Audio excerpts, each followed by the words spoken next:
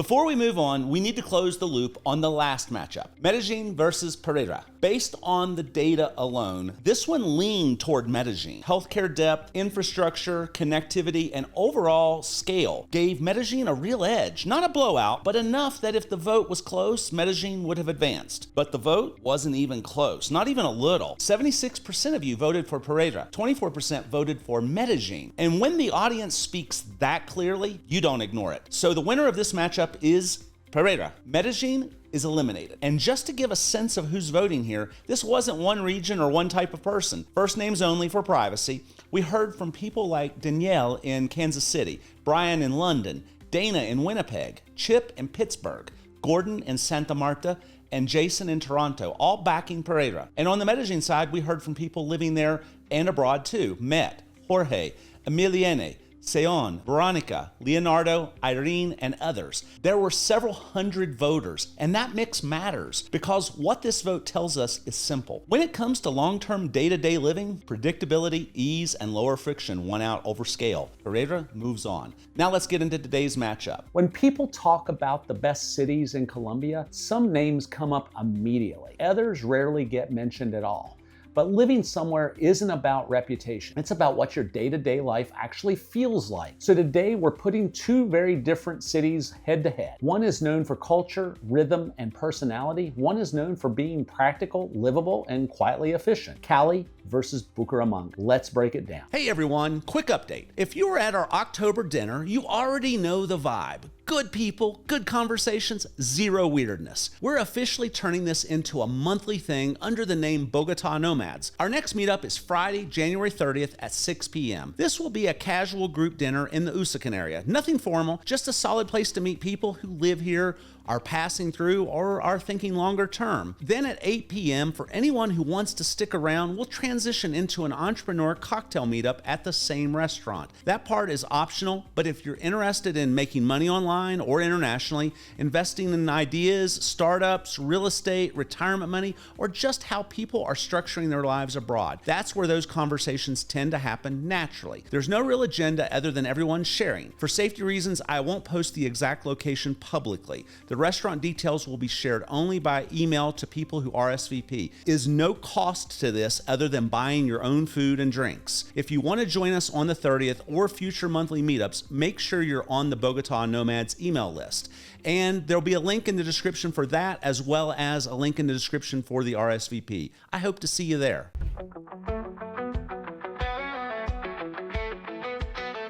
Welcome to the Americano. If you're new here, I'm Matt, an American living abroad. And on this channel, I break down what life outside the US really looks like, especially for people thinking about making a move. This video is part of the Colombian Expat World Cup, a head-to-head series where cities compete based on what actually matters when you live somewhere long term. We're not talking vacation spots. We're not chasing hype. Every matchup uses the same framework: cost of living, healthcare, internet, safety, climate, transportation, and long-term livability. At the end, you'll get a clear comparison, and then the vote opens. One city moves on, one city is out. Let's start with a quick orientation. Before we compare anything, let's quickly orient where these two cities sit and what role they play. Cali is a major city in southwestern Colombia. It's a regional economic and cultural hub known nationally for its music, dance, and strong local identity. Bucaramanga is a mid-sized inland city. It serves as a regional center for business and healthcare and is often noted for its parks, walkability, and day-to-day livability. Same country, very different reputations. Cost of living is where a city's reputation often matters less than how easy it is to manage your expenses over time. Not just what things cost, but how predictable those costs are once you settle in. In Cali, costs are generally reasonable, but not uniform. Rent varies widely by neighborhood. Some areas feel very affordable while others can creep up quickly depending on demand and location. Day-to-day expenses are manageable, but budgeting works best if you're intentional about where you live and how you spend. In Bucaramanga, costs are lower and more consistent. Rents are generally cheaper across the board. Daily expenses are easier to predict, and there's less lifestyle pressure pushing prices upward. It's harder to accidentally drift into a higher cost routine. So this category isn't about which city is cheap, it's about stability. Cali offers affordability with variation,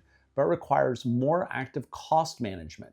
Bucaramanga offers steadier expenses, with fewer surprises month to month. And that difference becomes important as we move into healthcare. Healthcare is one of those categories that stays invisible until you actually need it. And the difference here isn't about access alone, it's about depth. In Cali, healthcare depth is one of the city's strengths. Cali is a regional medical hub with several large hospitals, a strong private healthcare network, and access to a wide range of specialists. For more complex procedures or specialized treatment, Cali is often where people in the region are referred. That depth provides flexibility, especially as healthcare needs evolve over time. In Bucaramanga, healthcare access is also very strong, but within a smaller system. The city has a solid reputation for quality care, efficient hospitals, and good specialist availability for most needs. Where the difference shows up is scale. For certain advanced or highly specialized procedures, referrals outside the city are more common. So this category isn't about good versus bad, it's about redundancy.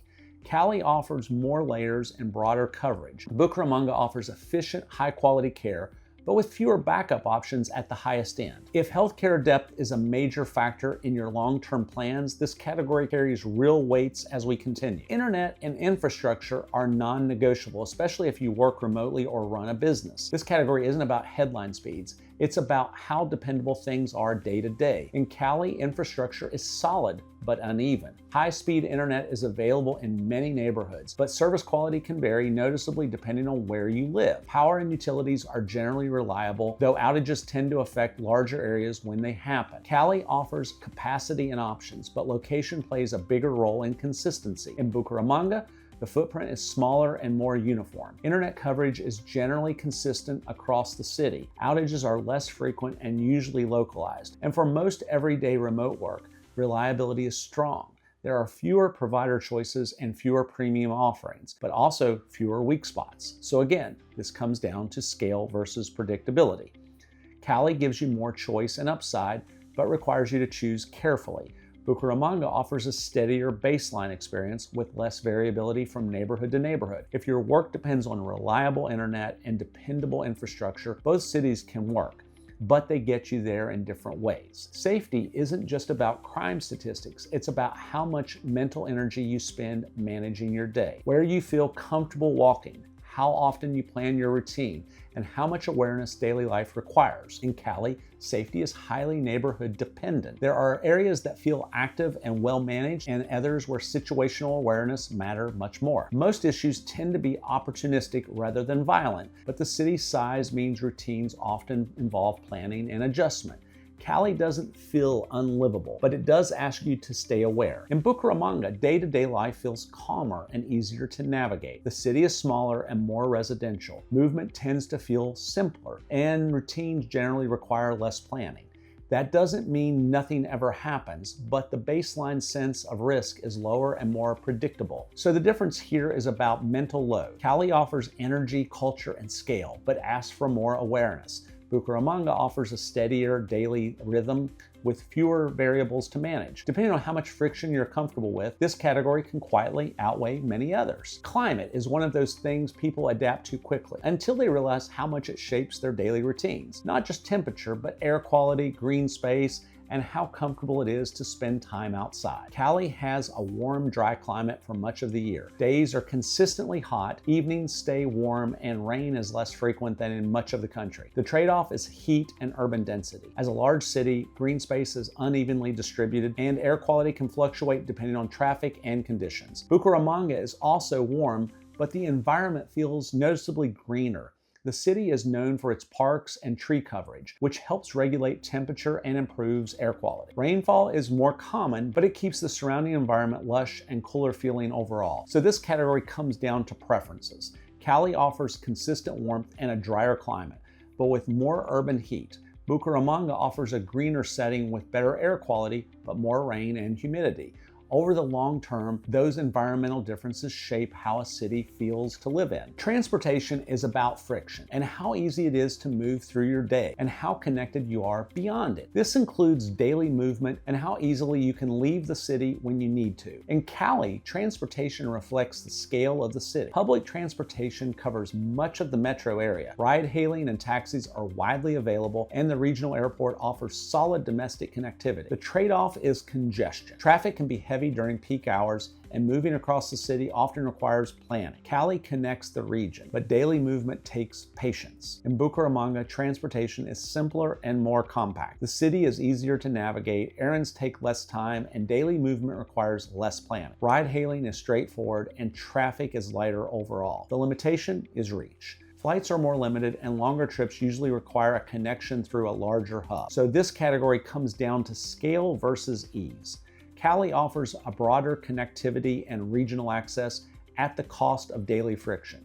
Bucaramanga offers smoother day-to-day movement with fewer direct options when traveling further. This is where everything comes together. Not individual categories, but how they compound over time. Because living somewhere for a few months is very different from living somewhere for years. In CALI, long-term livability is about culture and energy. The city has a strong identity, music, dance, social life, and a sense of place that's hard to miss. There's a depth in healthcare, a large urban footprint, and access to a wide range of services. Food is a real strength here. CALI's local cuisine is distinct, the restaurant scene is deep, and eating out is woven into daily life. You don't just eat well, you eat socially. The trade-off is friction. Heat, traffic, neighborhood selection, and daily awareness are part of the long-term equation. In Bucaramanga, long-term livability is about ease and balance. Life feels more manageable day to day. Costs are steadier. Movement is simpler, and routines settle in quickly. Food is good, but quieter. You'll find dependable local spots and regional specialties, but less range and a lower ceiling than a major cultural city. The trade-off here is stimulation. The city offers fewer big city distractions, which some people find grounding, and others find limiting. So the real question isn't which city is better,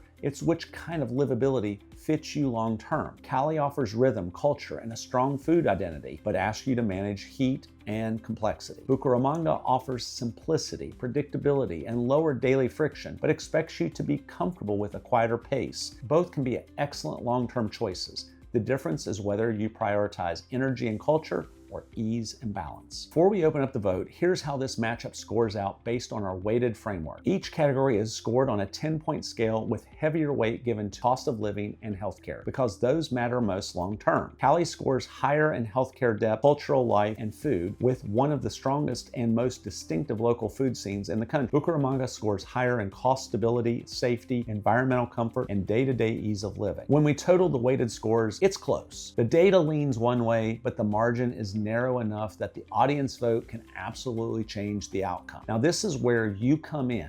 Voting is open for this matchup. You'll see the link on the screen in the description. One vote per person. Voting stays open for a limited time. Your vote matters, but it's not the only factor.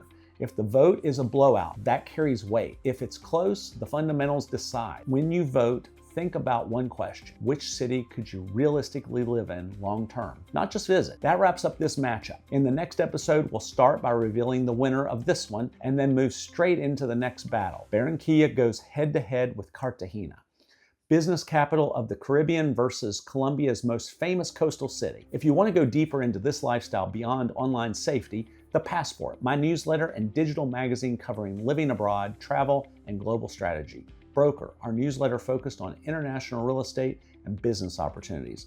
Bogotá Nomads, where we meet in person for dinners and community events. And World Foundry, an entrepreneur and investor group that meets for cocktails after our Bogotá Nomads dinners. All the links are in the description below. I'll see you there. Take care.